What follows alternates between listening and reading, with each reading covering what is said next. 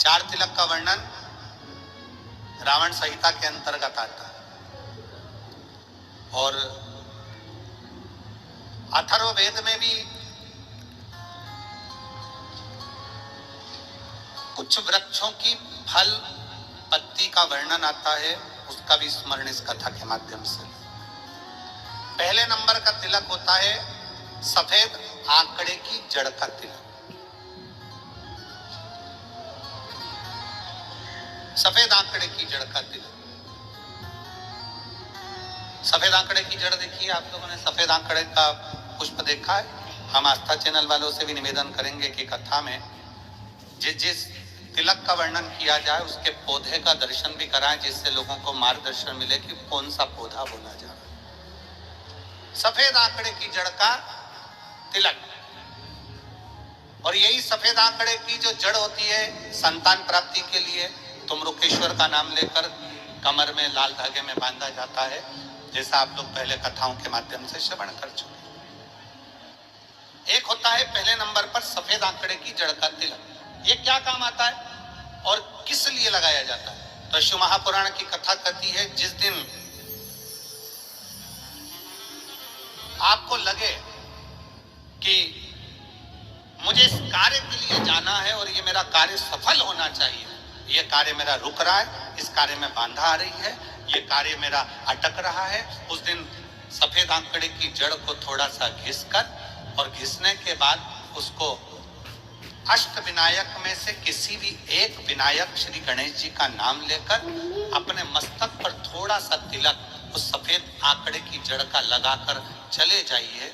वो कार्य आपका सफल होकर ही रहेगा, भले 8 दिन लग जाएं, 10 दिन लग जाएं, पर सफलता उस कार्य में मिलती जरूर। पहले नंबर पर आता है सफेद आंकड़े की जड़ का तिलक। दूसरे नंबर पर अपामार्ग की बीज का तिलक। अपामार्ग एक पौधा होता है, आप लोग टीवी पर उसका दर्शन कर रहे होंगे, एलईडी पर आप देख रहे हो। अपामार्ग की जड़ का अर्थात अपामार्ग का जो पौधा होता है उसका जो बीज होता है, जैसे यहाँ पर लगा हुआ देख रहे हैं, इसमें बीज लग रहा है। पौधे को आप लोग देख रहे होंगे टीवी पर, एलईडी पर, एलईडी भी चल रही है, एलईडी पर भी देख रहे होंगे कि ये अपामार्ग का जो पौधा होता है ये आपको आपके घर के आसपास में कहीं पर भी मिल जाएगा, जंगल में मिल जाएगा, आपके घर के पास लगा हुआ मिल जाएगा, ये हर कहीं लग जाता है।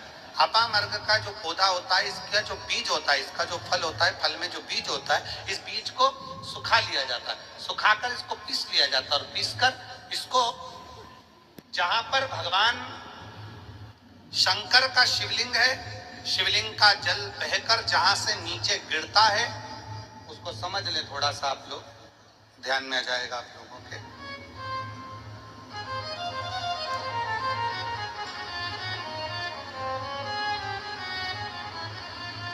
इधर देखिए, शिवलिंग की ओर ध्यान देंगे। यहाँ जो व्यासपीठ के सम्मुख में शिवलिंग बना है, ये शिवलिंग, और शिवलिंग के सामने से जो जल बहकर जो जल नीचे की ओर आ रहा है, शिवलिंग के सामने से जल बहकर जो नीचे की ओर आता है, ये जो भाग होता है, इस भाग पर अपामार्ग का जो बीज होता है सूखा हुआ, जिसको आपने पीसा है, उसको यहाँ लगा दिया जाता है। उसी को वापस लेकर आया जाता है और उस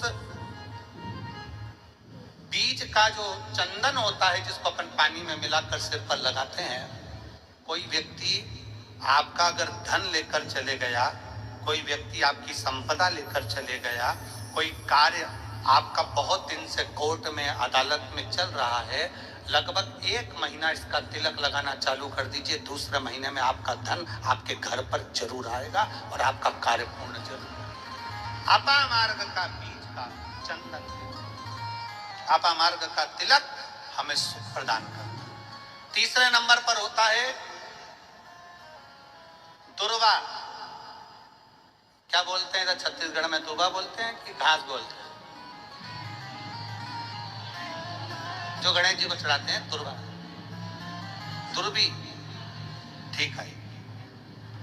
टीवी पर आप लोग देख रहे हैं, दर्शन कर रहे होंगे। दुर्वा, दुर्वी, जिसको छत्तीसगढ़ में दुर्वी कहते हैं, दुर्वा कहते हैं, जो गणेश जी को चढ़ता है, दुर्वा। अब आप सबको स्मरण में तो होगा कि दुर्वा कहां से प्रकट हुई है। तो शिव महापुराण की कथा में विष्णु पुराण को अगर हम अध्ययन करें तो विष्णु पुराण का स्मरण करेंगे या कूर्म पुराण को पढ़ेंगे तो उसमें मिलेगा कि भगवान जब सुमेरु पर्वत को मंथन के लिए रखा गया था, तब वो पर्वत नीचे दबता जा रहा था, तब कच्छप भगवान अपनी पीठ पर उस पर्वत को धारण करे थे। कच्छप भगवान जब पीठ पर धारण करे तो समझ लो भगवान नारायण की जंघा पर ही वो पर्वत रखा हुआ था, जिसको घर्षण किया जा रहा था, घर्षण किया।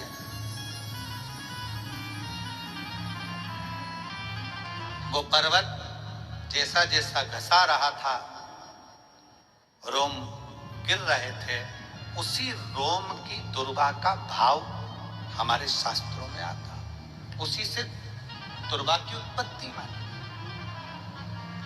दुर्वा गणेश जी को प्रिय है। और दुर्वा का फल कितना है? दुर्वा का फल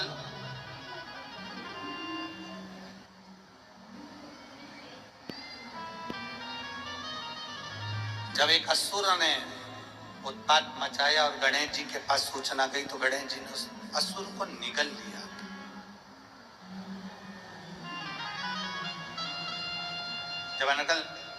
जब देखा अनायास उस असुर की ओर देखा तो भगवान गणेश जी ने उसको निगल कर अपने गर्भ में, अपने पेट में उसको धारण कर, अंदर ज्वाला उत्पन्न। भगवान शंकर ने दुर्वा गणेश जी को दी, उन्होंने पाई, अंदर बैठा हुआ असुर समाप्त हो गया।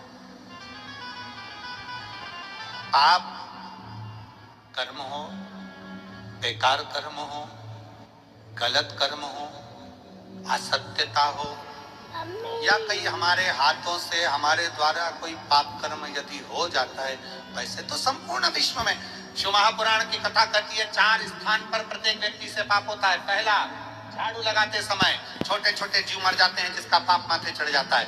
दूसरा, अग्नि जलाते समय छोटे छोटे पतंगे जल जाते हैं जिसका पाप मस्तक पर चढ़ जाता है। तीसरा, जल में कपड़े धोते समय, स्नान करते समय छोटे छोटे जीव मर जाते हैं जिसका पाप माथे चढ़ जाता है। चौथे नंबर का, चलकर जाते समय अपने पांव के नीचे, चप्पल के नीचे छोटे छोटे जीव मर जाते हैं जिसका पाप माथे चढ़ जाता है। शिव महापुराण की कथा कहती है एक दुर्वा शंकर जी को, एक दुर्वा गणेश जी को जब हम समर्पित करते हैं तो हमारे मस्तक का सारा पाप अपने आप समाप्त हो जाता है। दुर्वा में इतना तेज हो, दुर्वा। और शिव पुराण कह रही है तीसरे नंबर का तिलक है दुर्वा का। दुर्वा का तिलक, दुर्वा को चढ़ी हुई जब छोटी सी दुर्वा लेकर उसको सूखने के बाद भस्म बनाकर शंकर को चढ़ाकर उस भस्म को लाकर मस्तक पर यदि तिलक लगाया जाए, उस दुर्वा का तिलक यदि मस्तक पर लगाया जाए, कोई व्यक्ति तुमसे कह दिया कि तेरे बस का ये नहीं है, कोई ने कह दिया तू ये सरकारी नौकरी पा ही नहीं सकता, कोई ने कह दिया कि तू ये काम कर ही नहीं सकता, तू मकान बना ही नहीं सकता, कोई ने कह दिया तेरी दुकान चलेगी ही नहीं, चाहे कितनी खोल ले। अगर आपका कोई आत्मबल नीचे गिराता है तो 20 दिन तक दुर्वा का तिलक यदि मस्तक पर लगाया जाए तो आत्मबल भी बढ़ता है और कार्य सिद्ध होता है। ये दुर्वा तिलक की महत्व। चौथे नंबर पर आता है बेलपत्र की जड़ का तिलक, जिसको हम पहले भी कथाओं में बोल चुके हैं कि बेलपत्र कि मिट्टी का भी अगर तिलक लगाया जाए, बेलपत्र के नीचे की मिट्टी का भी अगर तिलक लगाया जाए तो वो भी फल देता है। तो बेलपत्र की जड़ का तिलक तो बहुत मूल है। कभी मान लो कहीं बेलपत्र की जड़ ऐसे नहीं निकालना चाहिए, बेलपत्र हरा भरा रहे तो कभी उसकी जड़ नहीं निकालना। अब मान लो कहीं बेलपत्र की जड़ ऐसे नहीं निकालना चाहिए, बेलपत्र हरा भरा रहे तो कभी उसकी जड़ नहीं निकालना। कभी भी मान लो कोई बेलपत्र का वृक्ष सूख गया, कोई बेलपत्र का वृक्ष अगर सूख गया है, उसकी अगर जड़ मिल गई है, तो उसको घिस कर उसका चंदन बनाकर शिव का लेपन कर उस चंदन को अपने मस्तक पर भी धारण कर सकते।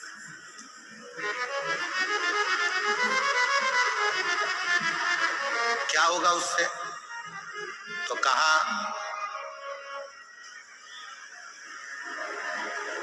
किसी व्यक्ति को कोई कार्य के हेतु आपने बोला और वो व्यक्ति कार्य से इनकार कर रहा है, मना कर रहा है कि ये मेरे बस का नहीं है, मैं नहीं करूंगा, उठाओ तुम्हारी फाइल लेकर जाओ यहां से, ये मैं नहीं करूंगा। तुम्हें लग रहा है कि ये केस मुझे जीतना है और मैं सत्य हूं और मेरा केस मुझे जीतना है और असत्यता भारी पड़ रही है, झूठ भारी पड़ रहा है, उस समय पर बेलपत्री का चंदन का तिलक या बेलपत्री के वृक्ष की मिट्टी का तिलक व्यक्ति को सफलता जरूर देता है। उस तिलक को धारण जरूर करना चाहिए,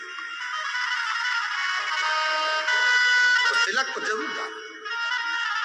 बेलपत्र का तिलक, बेलपत्र की मिट्टी का तिलक, बेलपत्र के वृक्ष के नीचे बैठकर करा गया भजन, बेलपत्र के वृक्ष के नीचे बैठकर करी गई साधना, बेलपत्र के वृक्ष के नीचे बैठकर करी गई आराधना हमें फल प्रदान करती है।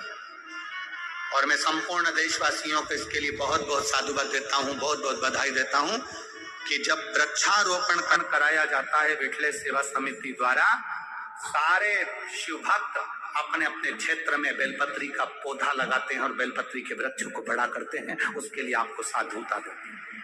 साधु अपने जीते जी अपने जीवन काल में प्रयास जरूर करो कि बेलपत्री का पौधा जरूर लगाया जाए, क्योंकि जब हम भोले बाबा के भगवान शंकर के चरणों में जाएं तो शिव कृपा करो,